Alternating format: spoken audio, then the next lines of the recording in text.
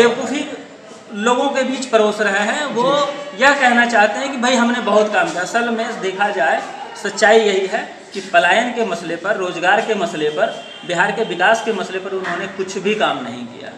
और मुद्दा सबको चाहिए। देखिए राजनीति है, मान चलिए चलो, इस समय मैं देख रहा हूँ कि बिहार में क्राइम बहुत मतलब चरम पे है, अति चरम पर उसको बोला जा सकता है। आए दिन लूटपाट छोड़िए ना, जान यहाँ पे हो गया है कि जैसे मुर्गा का, जैसे आज पूरे बिहार में, पूरे प्रदेश में देखा जाता है कि जगह जगह पर मुर्गा का पोल्ट्री फार्म खुला है, मुर्गा काट कर बेच रहा है। वैसे ही लग रहा है कि इंसानों का कत्लेआम का एक क्या बोला जाए, उसको स्टॉल चल रहा है, सिलसिला चल रहा है।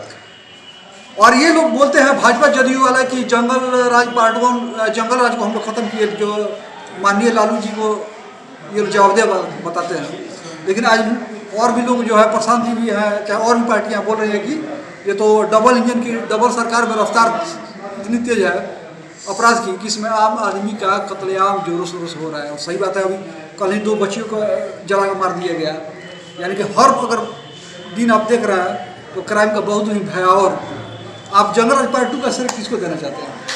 देखिए पहले तो इस बात को समझना पड़ेगा कि पिछले 35 साल की राजनीति के दरमियान जी, लालू, राबड़ी और नीतीश की राजनीति के दरमियान जी, सबसे ज़्यादा शोषण किसका हुआ, किसकी सबसे ज़्यादा हत्याएं हुई, किसके साथ सबसे ज़्यादा घटनाएं घटी, पहले इस बात पर आप लोग फोकस करिए। क्योंकि देखिए बेशक लालू जी के टाइम से लेकर के आज के तारीख में जी समाज के बहुत सारे वर्गों के बीच में बदलाव आया, लेकिन समस्या यह है कि ये जो जंगल राज पार्ट 1 और जंगल राज पार्ट 2 की बात हम करते हैं जी, तो इस दरमियान सबसे ज़्यादा शोषण किसका हुआ है ना।